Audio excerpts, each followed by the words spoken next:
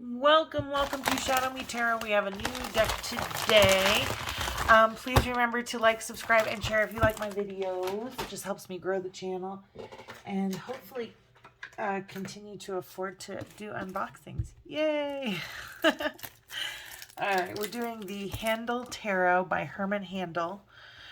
And all it says on the back is Ace of Wands in the East. Okay, so I already like the fact that it is using directionals. Why? Because one of the stories that I read about the origins of the minor arcana is that it represents the 7 steps to the north, or like that Buddha took in each direction, right? So he walks 7 steps from center, he walks 7 steps to the north and then 7 steps back. So that's your ace through king, and then to the east, or to the east, to the south, to the west. He did all of them. So anyways, that's what I like about this deck so far. And it has some interesting symbolism and artwork. Okay, so we're going to zoom in here a little bit. Oops, too far out. All right, let's try that. There we go.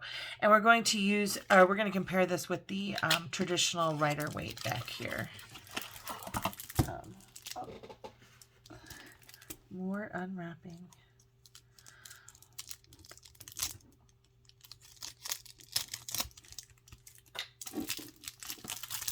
All right, so just a little teeny tiny book in here. Just kind of meh cardstock. I'm like, it's not impressive. It's kind of thin. Like if I misshuffle, these are going to bend. It's fine. I have other cards like this too, but if I bend them, I get frustrated. Just saying. Okay, so this looks like a traditional. Okay, so this describes the artwork in the book, so that's decent for just a pamphlet. That's cool. All right, so let's compare now with the Rider-Waite. All right, not gonna lie, I definitely did some fiddling to make that magic happen. I really had to just check and make sure that the deck was in order. I'll probably read some of the definitions in this. First off the bat, I just want to say one of the things that I really like is that there's symbolism. This is a Hebrew letter, and I don't know Hebrew or the alphabet, but I'd like to learn at least that part of it. And then there's also runes, which we have here, so you can see that there's a rune for the Fool. This is Wunjo. It also means joy, comfort, pleasure. So I find that interesting because I feel like that's going to influence the imagery, right? So if I know that this is kind of like joy and comfort, you know, in the reverse, that means sorrow or strife. And so there's a part of me that feels like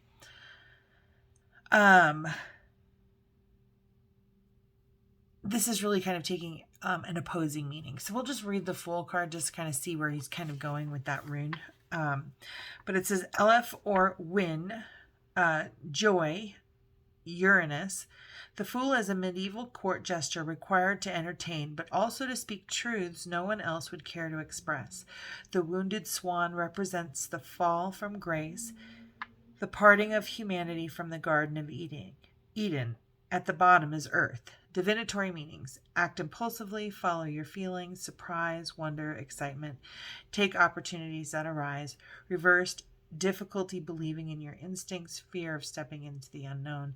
Do not be reckless. So I definitely kind of see like a painful, unknowing kind of fear in his face for sure. So let me know what you think as we kind of go through these different cards. If there's anything that jumps out for you. And I probably said it already, but I took a break to organize the cards. But if you like my video, please like, subscribe, and share. And definitely comment. It always helps to get feedback to kind of get better and to see what kind of decks you guys want, what you like and what you don't like. Pretty cool back. I mean, that's kind of see into your soul kind of eyeball there. All right, this is the Magician.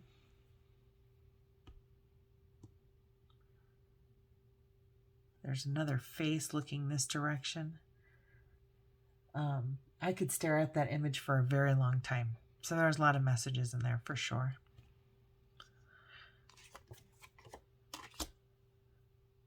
Like, I feel like that's his higher self, right? Because like the very first thing I was drawn to was this eye over here. But look, there's all these eyes over here too. Just interesting. Okay, sorry. The High Priestess. And she's got like a sphere here. Let's see if we can get it. It looks almost like labyrinthy in that sphere, but movement of some sort of energy.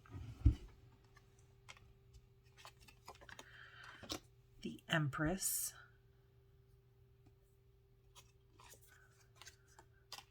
The Emperor. The Hierophant.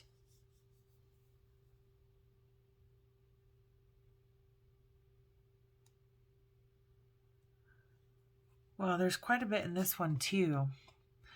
There's like a key here, and then if you look, even though it looks like hairy, these look like two arteries to me. So I'm like, is that a heart? And then you can see his hands are kind of like folded here. And his attention is towards this light. Anyways, interpret that how you will, but just these are very interesting images. Very, very interesting images. The Lovers here. It almost, well, this looks like a Capricorn in the back, or a unicorn of some sort, or maybe even like, just interesting.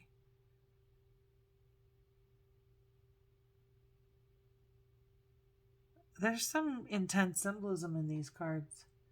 I really could look at these for a long time. Okay, here's the Chariot.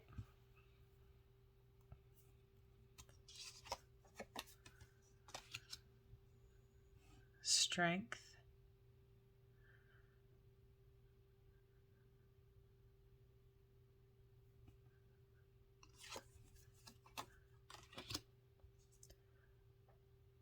The Hermit. The Wheel of Fortune.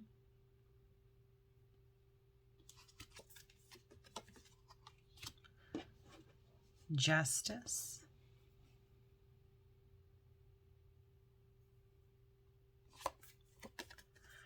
The Hanged Man. Shift in perspective. That's almost like a dreaming body to me right there.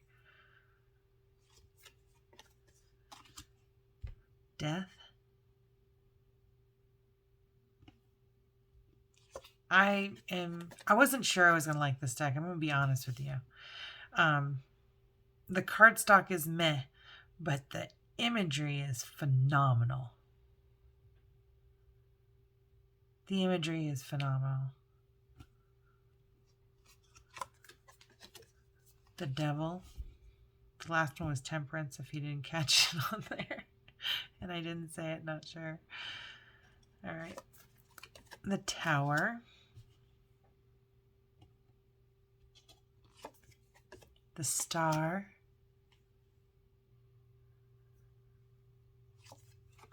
The Moon. You can see like the lobster right here.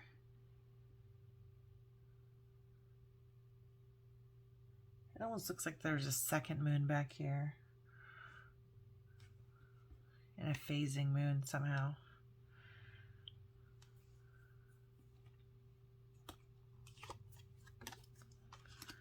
That is the Sun.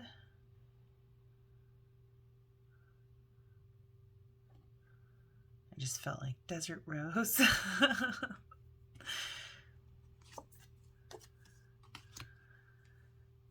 The Aeon, and it's got a fetus in here. This almost feels like the ether part of birth.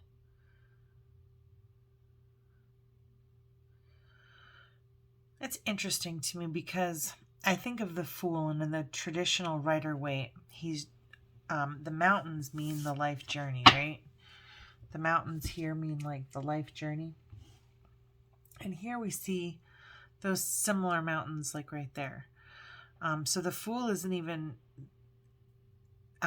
it almost feels like a rebirth.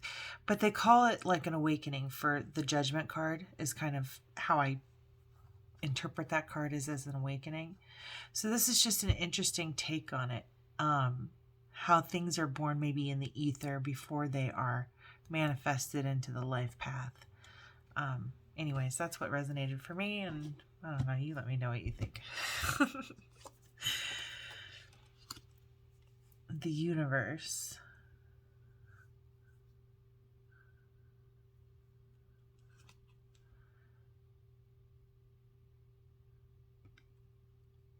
There's just planets everywhere or bubbles. I don't know if we're underwater, but there's the sun here, so.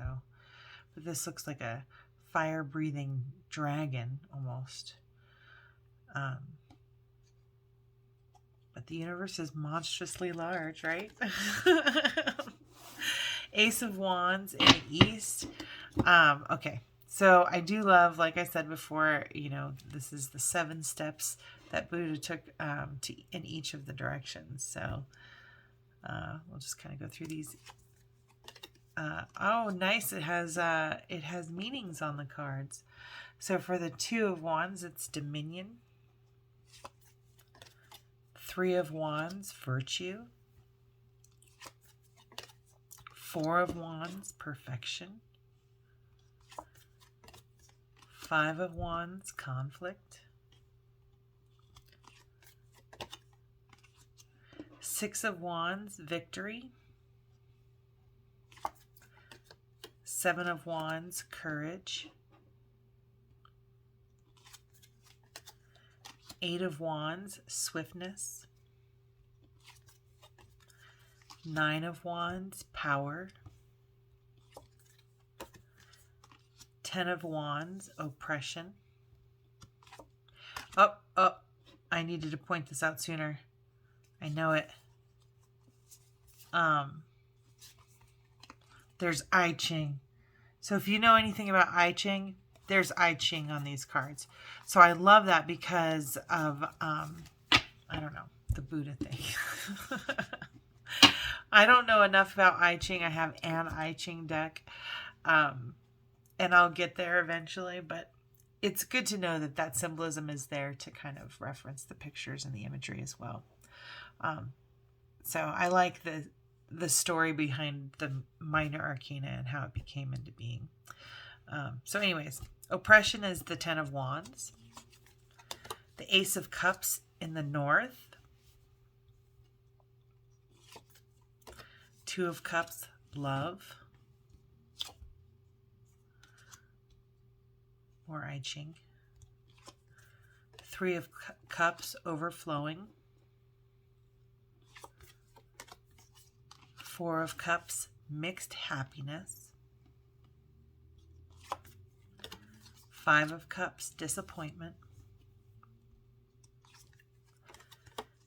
6 of Cups, happiness. 7 of Cups, illusions of success. 8 of Cups, failure. Wow. I don't know that I've ever interpreted the 8 of Cups as failure, but I will in this deck. 9 of Cups, fortune. 10 of Cups, success. Ace of Swords, south. 2 of Swords, peace. 3 of Swords, mourning. 4 of Swords, truce. 5 of Swords, defeat.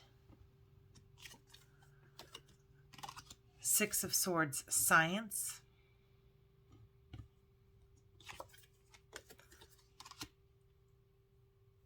7 of Swords, uselessness. Eight of Swords, interference.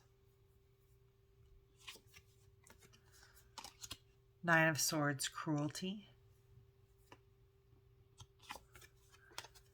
Ten of Swords, ruin.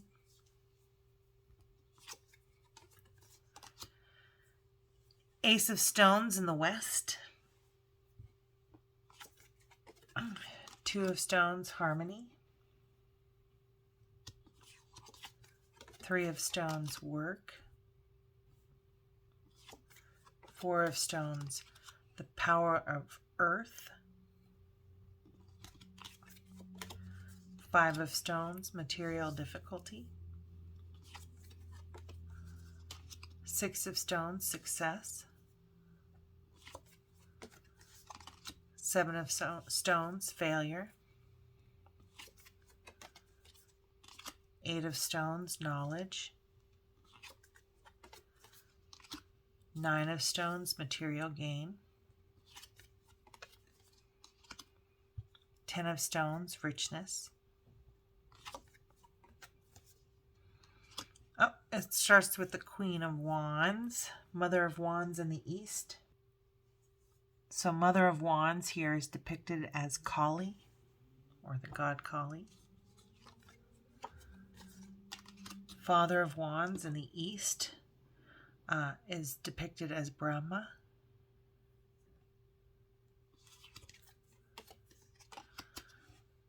Daughter of Wands in the East is Radha. All right, so this is lots of culture in here, right? It's got everything. It's got planetary stuff. It's got runes. It's got Hebrew. It's got Indian gods. It's got I Ching, which I think is Chinese, but I don't know for sure. But definitely Asian. And I feel like two parts of Asia. So there's so much to learn in this deck. So, and I love that the tarot, the history of tarot, you know, is basically a pictorial history for like the last 10,000 years of religions, right? Just things just keep getting passed down into these pictures and these stories. So, thank Haindl, Hermann Haindl, for these depictions, because I think it's so important to tell the story from around the world, right? Anyway, moving on. Oh, he was Krishna. So the Knight of Wands is Krishna. Mother of Cups in the North, Venus of Willendorf. All right, so now we're getting northern stuff. Oh, this is like Norse gods. I can't read that. Venus of Willendorf. This is too cool. This is so cool. Father of Cups in the North. Now we've got runes down here. So cool. Bridget of Ireland is the Daughter of Cups in the North. This is awesome. Parsival, Son of Cups in the North. Let's see if the book does anything. All right, so we're on the Son of Cups. There we go, Son of Cups. Parsival stares at the Grail in astonishment, even shock. He discovers spiritual truth along with his responsibility to help restore the earth. He is like Christ waking up to the divine reality that will lead to his own crucifixion. Divinatory meaning: sweet-tempered but naive person, a good heart, a test, reversed, avoiding responsibility, callousness. So, that's pretty cool. I mean, for a little book, that's pretty descriptive of the picture. Mother of Swords in the South, Queen of Swords, and she is Nut. Yep, Nut.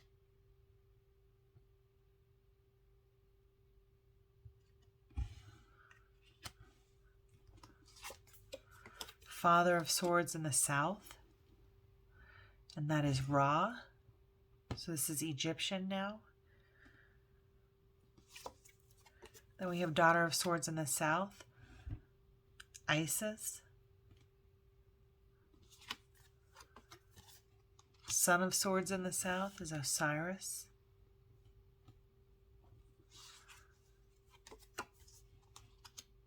Spider Woman, Mother of Stones in the West. So now we're going to Native American. Native people.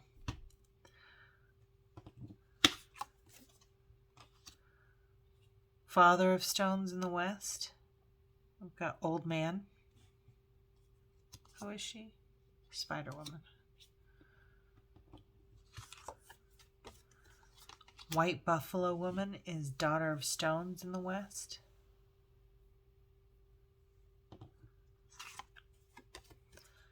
Chief Seattle is Son of Stones in the West. And then there are 2 blank cards. I guess you can make your own cards. So this is a very cool deck. I honestly wasn't sure about it, and now I absolutely love it.